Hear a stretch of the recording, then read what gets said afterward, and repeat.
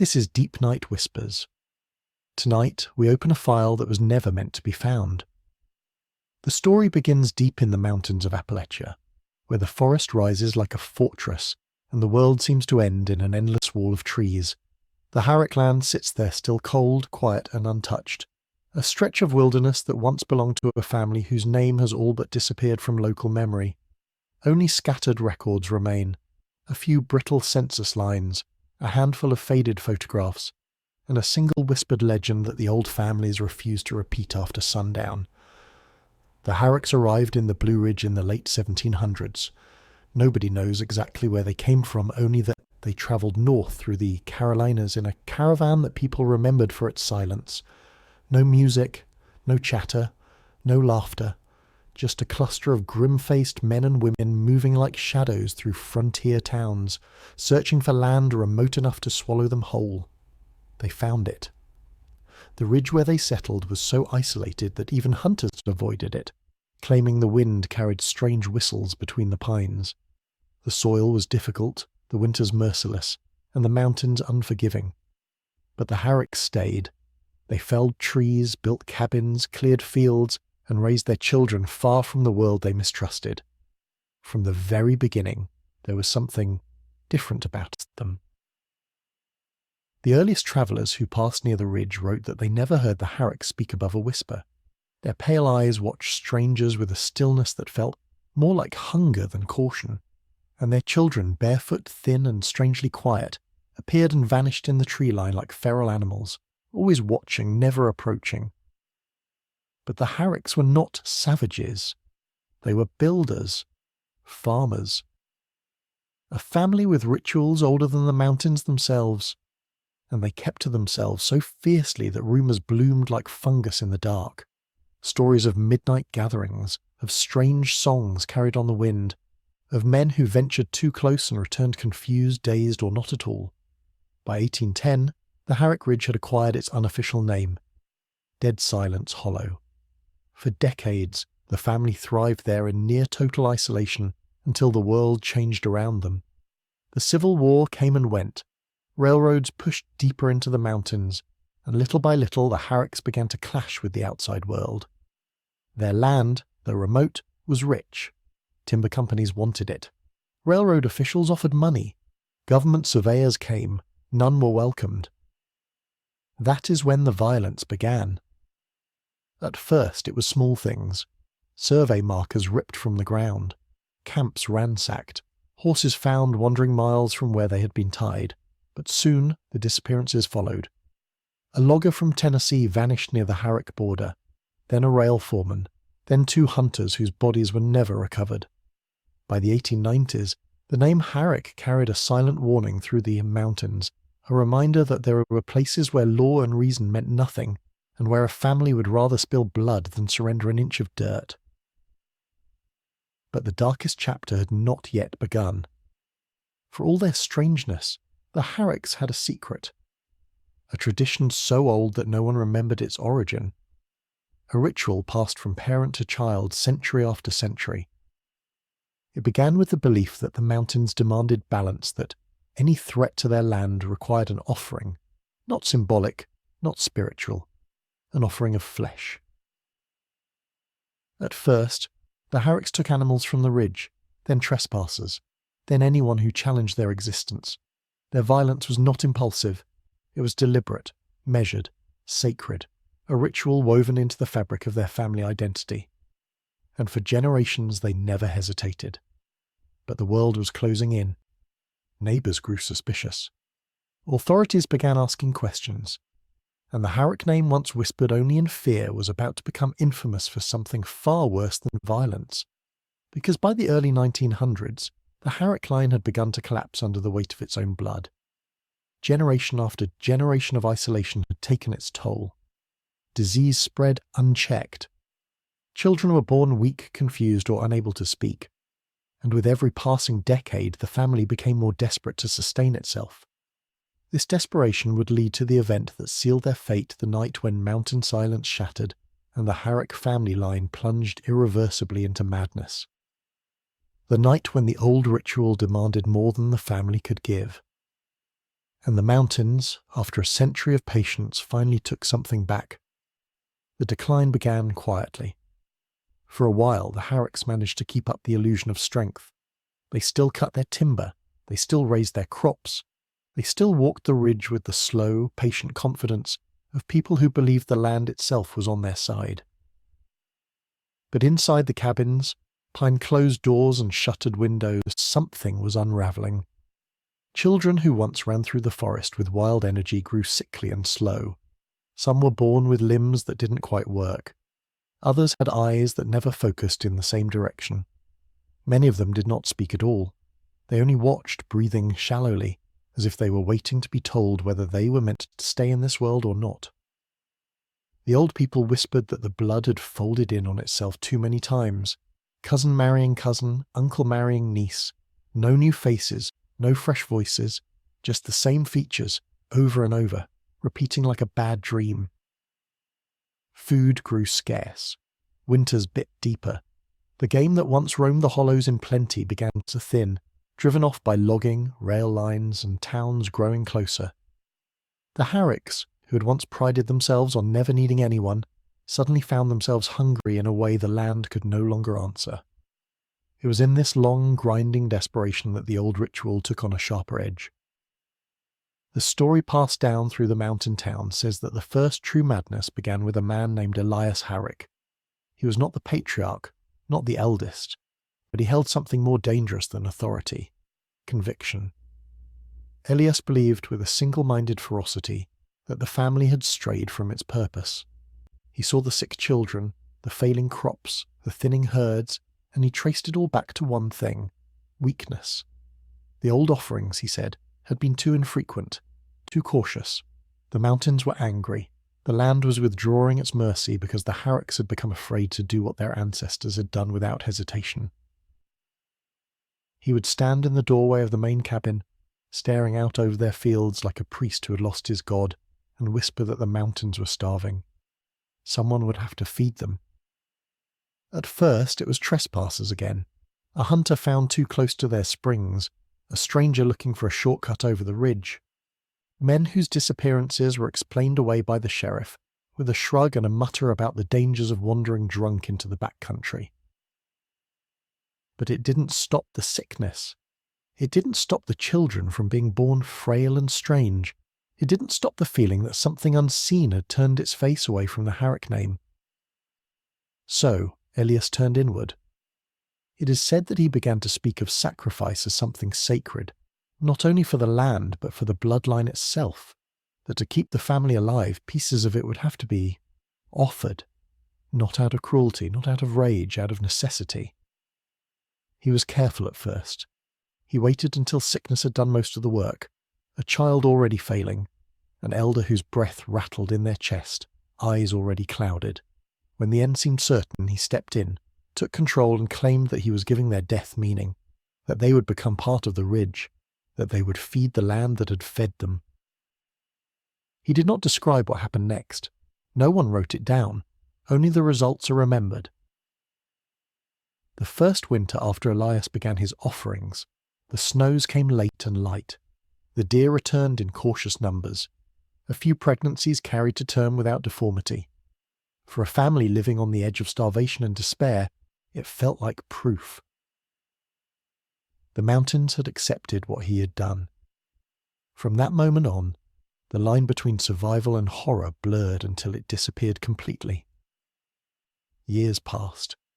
The outside world marched into a new century, with electric lights and automobiles and telephones singing over distances that would have sounded like witchcraft to Elias's grandparents. But up on Harrick Ridge, the family sank deeper into their own closed universe. Their accents grew thicker, their vocabulary smaller. They stopped teaching their children to read. Books were burned not out of hatred for knowledge, but out of fear that any word from beyond the ridge might carry with it the poison of doubt. Doubt led to questions. Questions led to leaving. No one was allowed to leave. By the 1920s, the Harrick cabins had become less a cluster of homes and more a living maze of dependency and surveillance. Everyone watched everyone else. No one trusted anyone's loyalty to the ridge unless it had been proven with blood. It was around this time that the stories from the valley began to change. At first, they had been simple warnings. Don't hunt near Harrick land. Don't follow the creek that direction. Don't take your children up the old logging road. But then came stranger tales. Travellers hearing soft singing in the trees at dusk. A line of figures moving through the fog, carrying something between them like a felled animal. Except it didn't quite move like an animal. Smoke rising at odd hours from the ridge, thick and black and scented with something nobody recognised. Still, no one went up to see. The Great Depression swept through Appalachia like a scythe. In towns and hollows all across the range, children went to bed hungry. Families lost land. Men took dangerous jobs in mines for pennies just to keep from watching their children starve. In that kind of suffering, people stopped paying attention to strange lights and old names.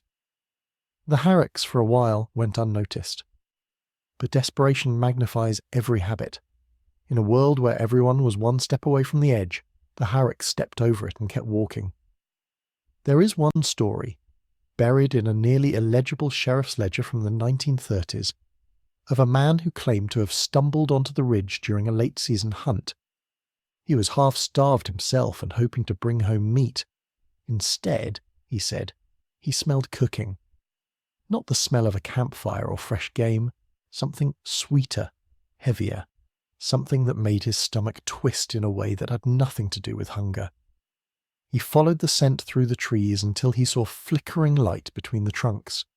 A clearing, a rough-built stone hearth, figures moving around it with slow, practiced movements. At the centre was something roasting over the flames, something too slender for hog, too light for deer, the limbs not at the right angle for anything he recognised from the forest. He did not step closer. He did not call out. He turned and ran until his lungs burned, branches slashing his face, the forest seeming to lean in and push him back. The sheriff wrote that the man had been drinking, that he later walked back his story saying he must have been mistaken. There was no investigation, no follow-up. But after that, the Harrick Ridge acquired a new nickname in whispers passed between miners and mill workers in the deep hours of the night.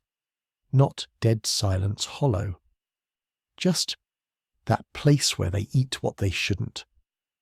The Harricks did not deny it. They did not confirm it. They did what they had always done. Stayed on their land, watched the tree line, and waited for anyone foolish enough to test the invisible boundary between their world and everyone else's. There was one last attempt, they say, to pull them back. In the early 1940s, a young preacher from the valley felt called to save them. His name has been forgotten in most tellings. Some say it was Caleb. Others think it might have been Jonah. The important part is not who he was, but what he believed. That no one was beyond redemption. That even the Harricks, with their strange habits and darker rumours, were simply lost sheep in need of a shepherd. He walked up the old road alone, carrying a Bible, a loaf of bread, and the kind of naive courage that gets mistaken for faith. No one saw him again. Days later, a parcel was left on the steps of his church at dawn, wrapped in cloth, still warm. Inside was the loaf of bread he had carried up the ridge, half-eaten, and tucked beneath it, a small token that had belonged to him since childhood, a wooden cross whittled by his father. No note, no threat, just a message. We do not want what you're offering. After that, no one tried to save the Harricks. They became, in the minds of the people below, something separate from the human story, a cautionary tale, a living boundary marker for how far a family could drift into its own darkness before everyone else quietly agreed to pretend they had never existed. What the valley did not realise was that the Harricks were changing in ways even they couldn't see. The children born in those last decades of the ridge were further from the world than any of their ancestors had been. Some moved with a strange, jerky gait, as if their legs had never fully learned the rhythm of walking. Some stared for hours at a single point, unblinking, lips moving soundlessly. Others imitated the noises of animals more readily than human speech. And through it all, the ritual remained. When food ran low, when sickness flared, when the mountains felt colder than they should have, the Harricks turned to the only offering they believed the land still listened to. They told themselves it was necessary. They told themselves it was holy. They told themselves the world outside would do worse to them if it ever came up the ridge in force. Better to feed the land than the law. By the time the modern world truly noticed them, it was already too late. The Harrick Ridge was no longer just a place. It was a wound. And soon, outsiders would come with cameras and questions, the way they always do when they sense a story that has gone too long without being told. They would walk up that old road with their curiosity and their equipment, convinced that they were the first to truly see the Harricks. They would be wrong. The Harricks had been watching them for years. By the early 1960s, the world beyond the ridge was transforming at a pace the Harricks could not have imagined. Paved roads reached deeper into the hollows, radios replaced rumour, machines replaced muscle, news drifted through the mountains with a clarity that made even the oldest men at the general store uneasy. For the first time, people in nearby towns began to wonder aloud what had become of the strange family on the ridge. Not out of kindness, out of curiosity, the kind of curiosity that grows in the absence of truth. There were whispers in diners and barbershops, quiet comments tossed between men who had lived long enough to know that some questions were better left alone. They still up there, you think? Does anybody even farm that ridge anymore? Bet the whole lot of them died out. Maybe it's better if they did. Nobody wanted to climb the mountain and check. Memories of missing hunters, lost preachers, and strange fires rising out of the tree line lingered like the scent of old smoke. The Harricks had become a ghost story, a convenient explanation for any disappearance, any howl carried on the wind. But then came the outsiders. And outsiders never honour the boundaries the mountains try to set. It began with 2 University of Virginia anthropology students, bright-eyed, confident, and absolutely certain that remote families like the Harricks were relics worth documenting. They had read an old newspaper article from the 1930s mentioning a reclusive clan on an unnamed ridge. To them, it was a thesis topic, a chance to publish, a stepping stone to academic fame. They arrived in the valley with notebooks, cameras, and a belief that the world could be understood if one simply asked the right questions. Locals warned them, told them to stay off the ridge, told them the Harricks didn't want visitors, told them people had vanished up there. But nothing fuels ambition like a warning dressed as folklore. So one cold morning in November, the students, Mark and Lydia, parked their car at the mouth of an overgrown logging road and began the long hike upward. The air was thin, smelling of iron and decaying leaves. The forest seemed reluctant to welcome them, the canopy swallowing sunlight faster than it should. By midday, they found the remains of a fence, twisted wire and broken posts half swallowed by vines. Beyond it lay an unnatural silence. No birds, no insects, no wind, just a stillness so complete that even their footsteps seemed rude. They pressed on. The first Harrick structure they found was an outbuilding, little more than a sagging shed with a roof caving in at the centre. Inside they discovered tools rusted to the point of dissolution, a wooden crate filled with bones, animal at first glance, but some too long, some too thin. Lydia felt unease rising from her stomach like heat, but Mark brushed it off. Old mountain folks used everything they could, he said, but he didn't sound convinced. Farther up the ridge they reached the remains of a cabin. The front wall had collapsed, but the back room was intact. A cot stood in the corner, filthy and damp. Above it, carved into the wall, were lines, hundreds of them, scratched by hand. Most were single strokes. Some formed patterns impossible to decipher. A few were shaped like human figures, all facing the same direction, toward the door. Toward where the students stood. Lydia whispered, "We shouldn't be here." Mark exhaled sharply, as if afraid the mountain might hear. "Just a bit farther," he said. They walked another half-mile before they reached the main clearing. 4 cabins surrounded a central pit of blackened stones, the remains of a community that had lived and died entirely in the teeth of the mountain. The cabins were in varying states of collapse, but one stood disturbingly intact. Its windows were covered from inside. The front door was shut, too neatly, too intentionally for a place supposedly abandoned for decades. Mark approached first. Lydia remained frozen a few steps behind, her breath visible in the cold air. The forest waited, holding its silence like a held note. Mark raised a hand and knocked. A hollow wooden echo. He waited. Knocked again. This time, something moved inside. Not footsteps, not shuffling. Something softer. A dragging sound. A long inhale. A faint thump against the floorboards, like a hand without the strength to lift itself fully. Mark stumbled backward. Lydia grabbed his arm, her nails digging into his sleeve. "Someone's in there," she whispered. The dragging sound grew louder, closer, until it reached the door. Then everything went still. Mark whispered, "Maybe they need help." Lydia whispered, "We need to go." The door creaked open. Just a few inches. Just enough. The smell hit them first. Dampness, old rot, something sweet and spoiled. A pair of eyes stared through the crack, pale, unblinking, set too close together. The face behind them was gaunt, sunken, with an expression not of fear but recognition, as though the visitor had been expected. A voice emerged, raspy, broken, barely human in its cadence. "You're late." Lydia turned. Mark didn't. A hand slipped through the door, thin, trembling but impossibly strong when it gripped Mark's sleeve.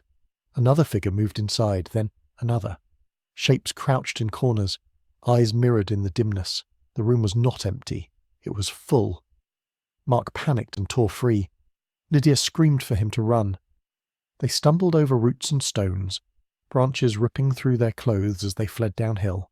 The woods seemed to distort. Trails they had taken hours to climb vanished in seconds. Every direction felt wrong. Behind them, the dragging sounds grew louder. By dusk, only Lydia made it back to the car. In shock. Blood on her hands that was not her own. Eyes wide as if she'd seen something she could not unsee. She never spoke of what happened on the ridge. Not to her family. Not to the sheriff. Not to the investigators who tried and failed to coax a statement from her. Mark was never found. The university quietly abandoned its interest in the Harricks. Research files were sealed, professors stopped assigning Appalachian case studies, and Lydia transferred schools within the year, leaving behind a note in her dorm room. They weren't gone, they were waiting. Down in the valley, nothing changed immediately. Life carried on. People worked, married, grew old, but the story of the students lingered in the places where truth and myth blur. And high above the town, on that cold and rotting ridge, something shifted in the shadows of the Harrick cabins. A new scent rose from the chimneys during winter. A new light flickered at dusk. And a new generation, fragile and feral, pressed their faces to the gaps in the boarded windows, watching the world that had finally started watching back. There is a strange rule in the mountains. The older a story becomes, the quieter it grows. But the Harricks were the exception. Their story did not fade, it sharpened. After the disappearance of the anthropology student, the ridge fell into a deeper silence than it had ever known. Locals stopped hunting anywhere near it. Miners refused to ride the old coal road that curved along its base. Travellers passing through the valley avoided even looking toward the mountain when the sun began to dip. And yet, something continued moving up there. People swore they saw lights flicker between the trees at night, not lanterns, not torches, but something dimmer, more like the glow of a cooking fire or a hearth kept on for warmth. In the dead of winter, thin columns of smoke rose into the sky from behind the tree line, drifting upward like the last breath of something old. For years the townspeople tried to pretend it was nothing. But the dogs knew. Animals always do. They refused to go near the ridge. They bristled and growled at the wind that blew from that direction. Some ran off and never returned. It wasn't until the winter of 1978, known in Appalachia as Black January, that the truth began to reveal itself. That winter was the coldest on record. Frost crawled along window panes like veins. Entire hollows froze solid. Roads turned to glass. Families huddled beside coal stoves, burning through firewood, at a pace no one had prepared for. Even the river slowed, thickening with sheets of ice that cracked like gunshots in the night. On Harrick Ridge, the cold hit harder, and it struck the most vulnerable first, the children. By then, the last Harrick generation had grown into something that barely resembled the people who'd founded the line centuries earlier. Their bodies were thin, twisted, their movements strangely disjointed, as if every limb had learned its own rhythm instead of following the body's command. Some could speak, but only in fragments, syllables strung together like borrowed language. Others made small clicking sounds with their tongues, or breathed in rapid spasms, as if speech was something they'd almost learned but never fully understood. And yet, they were not unintelligent, not animalistic, not monstrous. They were trapped, born into a world that gave them no choice but to survive by the rules their ancestors had carved into the mountains like scripture. As the temperature dropped and the food supply dwindled, the older Harricks gathered the children in the only intact cabin, the same one where the anthropology students had heard the dragging sounds years earlier. They fed them whatever they had left: root vegetables, moulded preserves, animals caught in homemade snares. But it wasn't enough. In the valley, people noticed the smoke rising from the ridge more frequently. Heavy, dark columns that drifted across the treetops in unnatural shapes. Hunters returning from the low slopes reported finding fresh bones, not animal bones, scattered along the creek bed. A sheriff's deputy followed a trail of prints up the mountain, but turned back when he heard voices whispering from the trees. He described them not as human voices, but as something higher pitched, like children chanting in tones too uniform to be natural. No one investigated further. Inside the Harrick cabin, the rituals intensified, not out of devotion, out of necessity.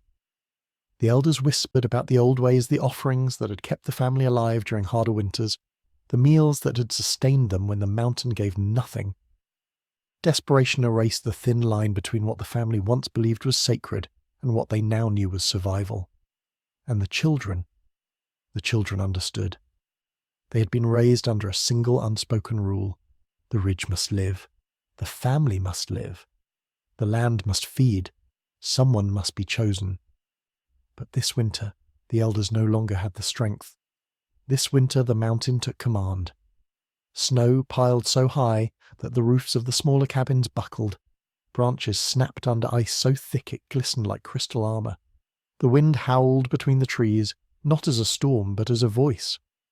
The Harrick children listened to it. They understood it.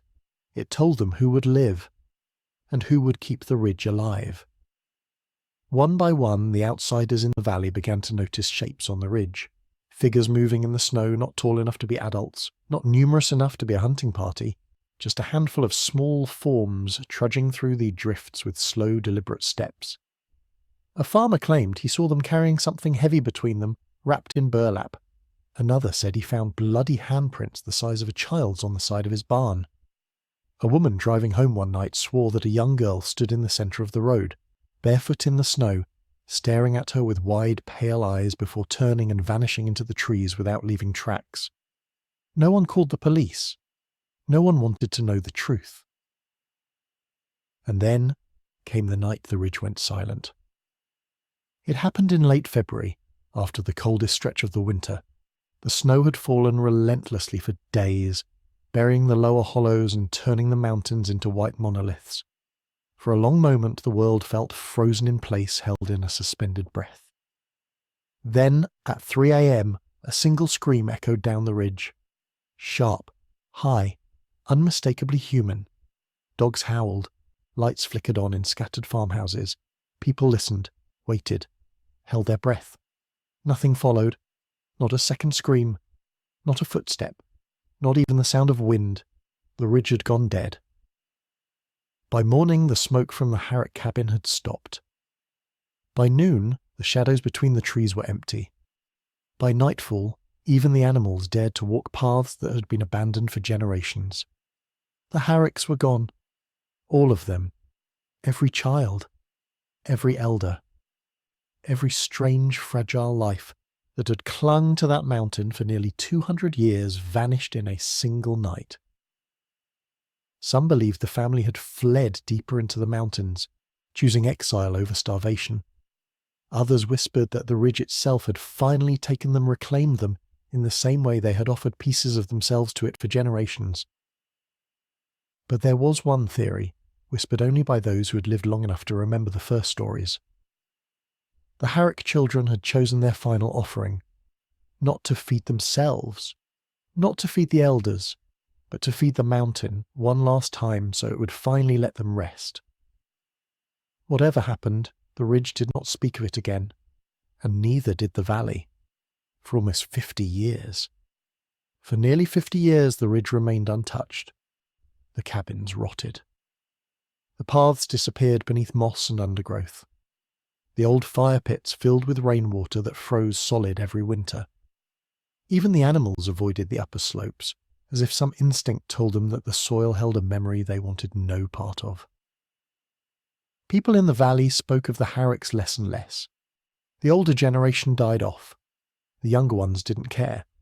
And yet, the ridge lingered in quiet conversations, always spoken softly, always with that lingering sense of unfinished business. And then came the filmmakers. The modern world had developed a taste for rural mysteries, forgotten families, lost communities, and strange mountain legends. Every few years, a new documentary series or rural exploration channel would try to uncover a story that had been left to rot. They arrived in the valley in the summer of 2022, 3 men and 1 woman armed with cameras, drones, lighting rigs, and the kind of confidence that only youth and internet attention can produce. Their channel specialized in forgotten American history. The Harricks were perfect for them. They interviewed locals first. Some refused to speak. Others refused to speak on camera. A few shared half-remembered stories that contradicted each other so wildly that the crew assumed the entire legend was exaggerated. But there was one man, an elderly resident named Jonas Hale, who seemed surprisingly eager to talk. He lived alone in a small brick home at the edge of the valley. His eyes were clouded with cataracts, and his hands shook as he poured tea for the crew, but his voice was steady. Too steady, as if telling the story was something he had practiced for decades. He told them about the ridge, about the disappearances, about the strange winter of 1978. And then, in a tone that chilled even the filmmakers, he said, "There's still something up there. I don't know if it's Harrick blood or something else, and the ridge never emptied, and not fully." When they asked him what he meant, he tapped his cane on the wooden floor and stared at the ceiling, as though listening to footsteps no one else could hear. "Sometimes you hear crying," he said. "A child's cry. Up the ridge. Up where no child ought to be." The crew dismissed him. A lonely old man with too many memories and too little company. But they used his interview anyway. It made good television. 2 days later, they hiked up the ridge. Just like the students decades earlier, they found the old fence, the abandoned cabins, the remains of the Harrick homestead. Except this time they smelled something. Smoke. Not old smoke new. Not the acrid smell of wood rot catching fire in the heat, the scent of a living fire. A controlled burn. A hearth. Someone was up there. The crew exchanged looks. Their excitement spiked. This was what they wanted, evidence that the Harrick story wasn't dead after all. They followed the smell, through brambles and rotting wood, past ancient carvings on trees, past footprints, small, child-sized footprints, pressed into the mud despite no sign of any child living within miles. The trail led them to the only fully intact structure left on the ridge, the largest cabin, rebuilt long after the rest had decayed. Its walls were patched with bark, tin, and scavenged lumber. Windows were covered from inside with blankets. Smoke curled from a broken chimney, drifting through the branches like a sigh. The crew hesitated. Then the lead filmmaker Lucas stepped forward. He knocked. A long pause. Something shifted inside. A slow, dragging sound. The creak of a floorboard. Then a voice. A small voice. Thin. High. Like a child whispering through a cracked door. "You came back." Lucas swallowed. "We're not here to hurt you." Silence. Then, he came back late. The crew exchanged confused looks. Lucas tried again. "Can we talk? We want to understand who's living here." The voice answered quietly, "You're not the first ones."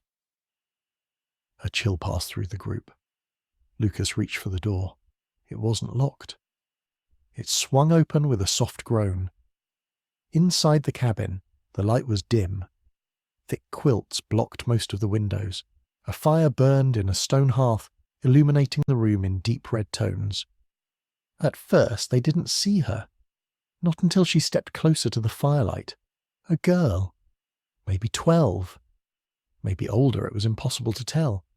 Her frame was small, but her face carried a kind of agelessness that didn't fit her body. Her eyes were pale blue, glassy, and fixed on the crew with an intensity that made their skin crawl. Her hair hung in tangled ropes. Her clothes were mismatched scraps, sewn together with rough thread. And her hands were thin as sticks. Lucas knelt slowly. "What's your name?" She blinked once. Twice. Then again, like someone trying to remember what blinking was supposed to feel like. "Name?" she echoed softly. The word tasted strange in her mouth. "Yes," Lucas said gently. "Your name." She tilted her head. "They called me the same thing they called the others." "What was that?" She stepped closer to the fire. Her shadow stretched long across the floor. "Child." Before anyone could react, another sound came from the back of the cabin. A wheeze. A cough. Then a dragging noise. Something else was inside the cabin. Someone else. The girl didn't turn. She just spoke quietly. "He's hungry." The filmmakers froze. "Who?" Lucas whispered. The girl looked up at him, eyes reflective in the firelight. "The one they left behind." She pointed toward the back room. The dragging sound grew louder. Wet. Heavy. Deliberate. Lucas stood slowly, reaching for his camera. The girl shook her head, almost sadly. "He doesn't like lights." Something large shifted in the shadows. Something breathing through a throat that didn't sound fully human anymore. The girl whispered, "He's waiting for you." The filmmaker beside Lucas whispered, "We need to go." But before they could move, the door behind them slammed shut. Hard. Fast. As if pushed by something within human strength. The room dimmed. The fire sputtered. Shadows lengthened. The dragging grew closer. Closer. Close enough for them to hear the wet sound of hands pulling across the wooden floor. The girl smiled faintly. "You woke him." The crew stumbled backward. Cameras shook. Breath quickened. A low, guttural moan came from the back room, deep enough to vibrate the floorboards. Then a hand slid out of the darkness. Not a child's hand. Not an adult's hand. Something in between. Misshapen. Bone thin. Skin sagging like wet cloth. The girl whispered, "He remembers the taste." Lucas dropped his camera and lunged for the door. It didn't budge. The dragging sound turned into a frantic scrabbling. And then everything went silent. The next morning, hikers found the crew's abandoned car at the base of the ridge. Doors open, equipment scattered, keys still in the ignition. The cabin was empty. The fire was out. The quilts were gone. No girl, no footprints, no signs of struggle. But on the floor, burned into the wood by something hot enough to char the boards, was a single word. Late. The sheriff wrote it off as a hoax. A staged disappearance. Attention-seeking. But decades earlier, Lydia, the surviving anthropology student, had written the same word in her dorm room notebook. They were waiting. You must never be late. Today, hikers still avoid the ridge. Locals refuse to speak the Harrick name. And every so often, someone passing through the valley reports seeing a girl standing among the trees at dusk. Thin, pale, eyes unblinking, watching the road with an expression not quite human. They say she never moves. never speaks, never blinks, just waits for whoever is late next